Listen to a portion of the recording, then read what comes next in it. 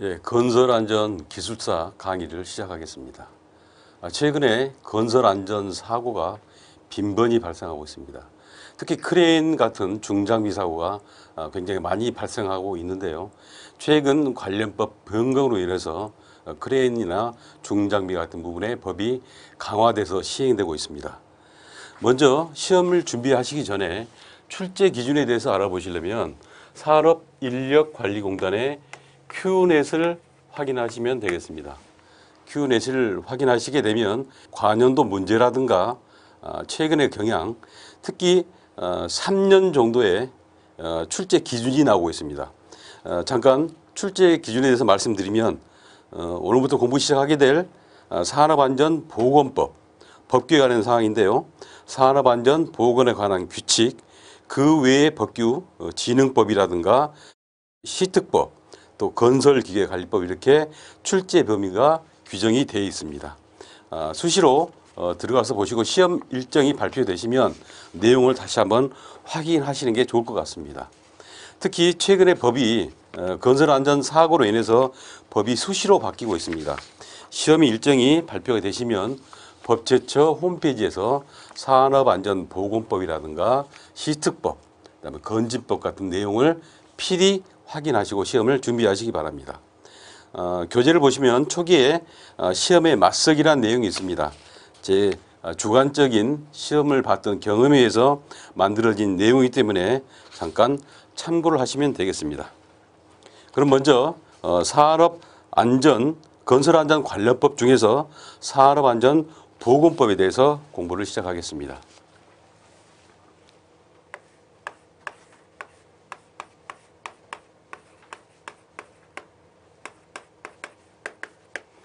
산업안전보건법을 줄여서 산안법이라고 말씀을 드리고 있습니다. 산안법의 내용이 목적이 이전 법과 약간 바뀐 내용이 있습니다. 이전에는 산업 현장의 근로자 이렇게 규정이 되어 있었습니다만은 이제 노무를 제공하는 자 이렇게 내용이 바뀌었습니다. 그 내용은 이전에 산업안전보건법 적용을 받지 못했던 캐드라든가 택배기사 이런 부분 특수 업무에 종사하는 근로자를 포함시키게 되었습니다. 먼저 개요를 보게 되면 노무를 제공하는 자의 안전, 보건을 확보하고 생명과 신체를 보호하기 위한 강제성 있는 규범이 산업안전보건법이 되겠습니다. 사업장에서 사업주나 근로자가 산업재해 예방을 위해 수행해야 할 업무 내용을 법제화하고 있습니다. 두 번째, 산업안전보건법의 목적을 보게 되면 개요 내용에 나온 내용을 그대로 풀어낸 내용이 되겠습니다. 1번 보시면 산업안전보건에 관한 기준을 확립하고 책임 소재를 명확히 합니다. 둘째, 산업재해 예방 및 쾌적한 작업 환경을 조성하고 노무를 제공하는 자의 안전 및 보건을 유지하고 증진시키는 게 산업안전보건법의 목적이 되겠습니다. 교재 오른쪽에 보고 계시는 목적의 3단계, 1단계부터 3단계까지 제가 금방 말씀드린 내용을 표로 정리를 해 두었습니다. 산업안전보건법이란 이 단문항으로 문제는 출제되지 않겠습니다만은 산업안전보건법에 관련된 문제가 나오면 법의 목적을 서브 아이템으로 사용하시면 좋겠습니다. 세 번째 보면 법의 법령의 분류라고 나와 있습니다. 이건 참고를 하시는데 법이 어느 용도로 어느 순서에서 규정되어 있나 피라미드 형식으로 도해를 해 두었습니다. 안전수칙부터 시작해서 맨 상위법이 법이 되겠습니다. 네 번째, 법의 체계 구성을 보면 앞에서 말씀드린 피라미드 내용을 간략히 설명하는 내용입니다. 법은 산업재해 예방을 위한 기본적 제도이고 사업주나 근로자, 정부의 사업에 근거되는 규범을 가지고 있습니다. 시행령은 법의 아래 부분인데요. 법에서 위임된 사항을 제도, 시행 대상, 범위, 종류 등을 설정하고 있는 게 시행령이 되겠습니다. 시행규칙은 사업주가 행할 안전상의 조치에 관한 기술적인 사항이라든가 보건상의 조치에 관한 기술적인 사항, 위해 이염 작업의 취업 제한에 관한 규칙을 규정하고 있는 게 시행규칙이 되겠습니다. 네 번째, 고시나 예규, 훈령은 고시는 각종 검사, 검정에 관한 사항, 예규는 행정적, 절차적 사항, 훈령은 훈시나 지침, 시달이 포함이 되겠습니다. 다섯 번째, 기술상 지침은 코시아 코드라든가 해당 공기관 상위법 내의 안전 기준을 규정하고 있습니다. 여섯 번째, 안전수칙은 사업주가 제정하고 있는데요. 예를 들면 통행 제한이라든가 개인보호구 착용 방법이라든가 화재, 폭발, 방지에 관한 사항을 안전수칙으로 규정하고 있습니다. 그럼 이 법에 대한 문제점은 어떤 게 있느냐? 이 문제점은 산업안전보건법뿐만 아니라 앞으로 뒤에 나오는 시설물 유지관리하는 특별법, 여러 법에 공이 적용되신다고 보면 되겠습니다. 먼저 타 법과, 그러니까 산업안전보건법과 건설기술진흥법이 혼재되어 있어서 이런 조화가 부족한 부분이 있고요. 구체적인 내용이 미흡한 부분이 있습니다. 세 번째로 근로자 제재 조치에 관한 사항인데 현장에서 자율적으로 해주는 게 가장 좋지만 저희들이 현장 내에서 안전수칙을 위반한 근로자에 대해서 제재 조치가 약간 미흡한 부분이 있습니다. 지금 계속 강화되어 가고 있는 내용이 되겠고요. 네 번째로 환경과 관련돼서 적용되는 내용이 부족합니다. 그다음에 선주국 일본이라든가 유럽 이쪽에 모방이 많이 되어 있고요. 전문가, 건설안전기술사라든가 전문가 이런 활용이 미흡한 부분이 있습니다. 이에 대한 개선 방향으로는 앞에 문제점을 해결하면 개선이 되겠습니다. 타법에 조화를 시키고 구체적인 내용을 넣는다든가 근로자 제재 조치를 현실화하고 환경 기준을 도입하고 전문 인력을 양성하고 우리의 실정에 맞는 법으로 체계하면 우리가 이 법령 산업안전보건법을 보완할 수 있는 개선 사항이 되겠습니다. 저희 교재에 마지막에 보시면 결론은 참조하시면 되겠습니다. 제가 금방 말씀드린 부분을 도시화해서 결론 부분에 제가 표시를 해뒀습니다. 마지막에 그 문제 아래쪽 보시면 2019년 1월 15일 날 산업안전보건법이 전면 개정이 됐습니다. 그래서 2020년 1월 16일부터 시행이 됩니다. 그래서 2020년 1월 16일 이후에 시행하는 시험은 변경된 모든 법이 적용됩니다. 그래서 2020년 2월 1일부터 시행되는 시험은 변경된 법을 적용하신다고 생각하면 되겠습니다. 제가 내용을 거기에 간략하게 했는데 주요 내용만 간단히 말씀드리겠습니다. 1번 보시면 공공행정 등 종사하는 현업 근로자 보호를 강화시켰습니다. 기존에는 산업 현장에 근로하는 근로자만 이렇게 한정을 했습니다만은 지금은 배달이라든가 캐디라든가 보험 판매원 이렇게 특수 업무에 종사하는 분까지 산업안전보건법을 적용하게 됐습니다. 네 번째 사항을 보시면 안전관리자 선임 기준도 강화가 됐는데요. 전에 120억에서 50억으로 하향 강화가 됐습니다. 다섯 번째도 보건관리자 선임 대상도 공사의 규모에 따라 강화하게 되어 있습니다. 그래서 여기 1번부터 10번까지 내용은 뒤에 법규 내용을 공부하면서 하나씩 말씀드리겠습니다. 두 번째 문제. 그러면 산안법에서 규정하고 있는 우리 정부나 사업주나 근로자가 해야 할 의무가 어떤 게 있느냐? 정부가 해야 할 것, 사업주가 해야 할 것. 그다음에 현장에 근무하는 근로자는 어떤 의무가 있는지 규정을 하고 있는 내용이 되겠습니다. 먼저 정부의 책무를 보게 되면 1번부터 10번까지 있습니다. 제가 중요한 내용만 몇 가지 말씀드리겠습니다. 첫 번째 보면 산업안전 보건 및 보건의 정책의 수립이라든가 집행을 하게 되겠고요. 산업안전, 산업재해 예방 지원이라든가 지도, 최근에 추가된 내용 중에서 직장 내 괴롭힘 예방을 위한 조치 기준을 마련하고 지도 지원을 하게 되어 있습니다.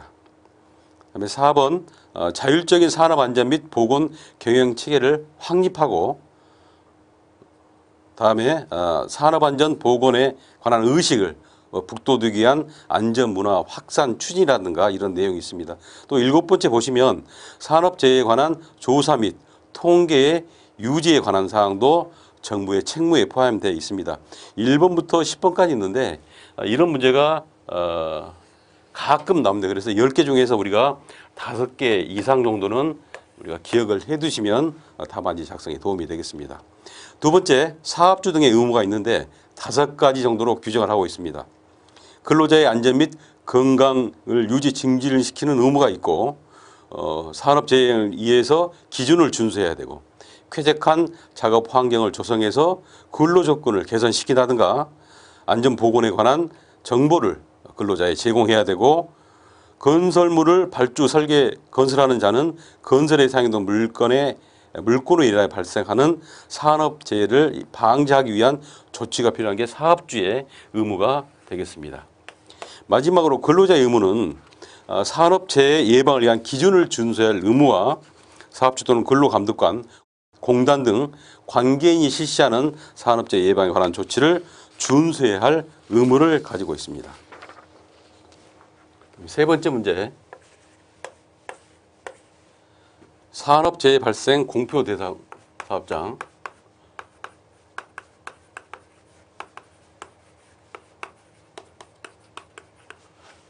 줄여서 하시면 산업재해 발생에 대해서 공표를 해야 되는 대상 사업이 있습니다. 그러니까 산재를 최소화시키자 하는 의미에서 산재가 많이 발생한 사업장을 저희가 정부에서 이렇게 산재율이라든가 사망자 숫자를 공개를 하게 되는 제도가 되겠는데요.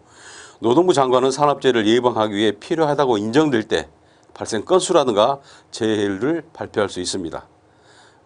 두 번째, 공표 근거와 방법을 대면 보면 근거는 산업안전보건법 위에 산업재해 예방을 위해 사업장의 발생 건수, 재해율 또는 그 순위를 공표할 수 있다, 이렇게 산업안전보건법에 명시하고 있습니다. 방법은 관보라든가 일간신문, 인터넷에 게시를 하게 되어 있고요. 세 번째, 가장 중요한 공표 대상은 산업재해로 인한 사망자가 연간 2명 이상 발생한 사업장, 사망 만인율이 금요별 같은 업종의 평균 사망 만인율 이상인 사업장, 세 번째로 산업재해 발생 사실을 은폐한 사업장, 네 번째, 산업재해 발생에 관한 보고를 최근 3년 유예 이상 하지 않은 사업장, 다섯 번째, 중대산업사고가 발생한 사업장. 중대산업사고는 아래 해설을 해놨습니다. 위험물질 누출, 화재, 폭발 등으로 인해 사업장 내 근로자에게 즉시 피해를 주거나 인근 지역에 피해를 줄 수 있는 사고가 발생한 사업장도 대상이 되겠습니다. 마지막으로 도급인이 관계 소급인 근로자의 산업재해 예방 재해를 위해 조치 의무를 위반하여 관계 소급인 근로자가 산업재해를 입은 경우, 이렇게 6가지로 공표 대상을 규정하고 있습니다. 이에 대한 문제점은 재해율의 산정이 곤란한 부분이 있습니다. 연도 중에 2번을 실시해서 이런 연관 관계 때문에 재해율 산정이 애매한 부분이 있고요. 공표 대상이 적어서 효과가 반감되는 문제라든가 재판에 계류 중인 재해는 포함이 되지 않은 문제, 이런 문제에 대해서 공표 횟수를 1회로 조정하게 되면 그 상관관계를 상쇄시켜서 정확한 데이터를 우리가 도출할 수 있게 되겠습니다. 또 재판에 계류 중인 사건은 1심 판결 또는 연내 상급심에 따라 공표를 한다, 이렇게 결론이 나기 전에 미리서 공표 대상을 정하는 게 좋은 방향, 개선 방향이 되겠습니다. 네 번째 문제, 재해율 보겠습니다. 재해율은 안전사고, 산업재해에 대해서 우리가 정확한 숫자로 표시할 수 있는 내용이 되겠습니다. 고용노동부 장관은 산업재해 예방을 위해서 사업장의 산업재해 발생 건수, 재해율 또는 순위를 공표해야 하는데요. 재해율이라는 것은 근로자 100명당 발생하는 재해자 수의 비율이며 사망 만인율, 사고 사망 만인율, 질병 발병률을 연간 재해율을 산업별로 선정해서 이걸 3월 말에 공표하고 있습니다. 3월 말에 공표를 하고 있습니다. 두 번째, 재해율은 어떻게 구하느냐. 근로자 재해율은 근로자 100명당 발생하는 재해자 수의 비율을 말하는데요. 근로자 수의 재해자 수의 100을 곱하면 재율이 되겠습니다. 두 번째, 사망 만원율은 근로자 10,000명당 발생하는 사망자의 수의 비율인데요. 근로자 수의 사망자 수 곱하기 만을 하면 사망 만인율을 구할 수 있게 되겠습니다. 세 번째, 사고 사망 만인율. 근로자 10,000명당 발생하는 업무상 사고 사망자 수를 말하는데 근로자 수 분의 사고 사망자 수 곱하기 만을 하게 되면 사고 사망 만인율을 구할 수 있게 되겠습니다. 다음에 질병 발병률은 근로자 수의 질병자 수를 100으로 곱하면 질병 발병률을 구할 수 있는데요. 이외에 도수율이라든가 도수율은 우리가 100만 시간당 재 건수를 구하는 게 도수율이 되겠고, 그 다음에 강도율,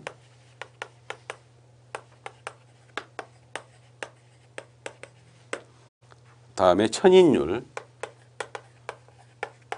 이렇게 우리가 재율을 구하는 게 있는데, 강도율은 우리가 1000시간당 총 근로 손실 일수를 구하는 게 강도율이 되겠고요. 천인율은 근로자 수 1000명당 재해자 수를 구하는 게 천인율이 되겠습니다.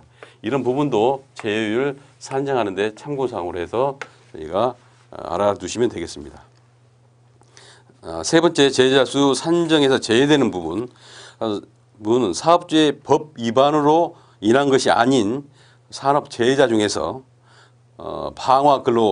방화라든가 근로자 간 또는 타인에 간의 폭행에 의한 경우라든가 도로교통법에 의한 사고라든가 태풍, 홍수, 지진 이런 천재지변에 의한 불가항력적인 재해. 네 번째, 작업과 관련이 없는 제3자의 과실에 의한 경우라든가 야유회, 체육행사, 취침, 휴식 등의 사고는 재해자 수에서 산정하지 않습니다. 네 번째 사항은 건설업의 재해 현황입니다. 2014년부터 2018년까지 일어난 산업 재해 현황을 저희가 표로 교재에 넣어두었습니다. 이런 부분은 표 부분을 전체를 다 외우시기는 굉장히 어려우실 것입니다. 그래서 가장 최근에 우리가 활용할 수 있는 데이터, 우리가 재해자 수라든가 사망자 수, 그다음에 재해율 정도는 암기를 하셔서 우리가 답안지 작성에 활용하시면 되겠습니다.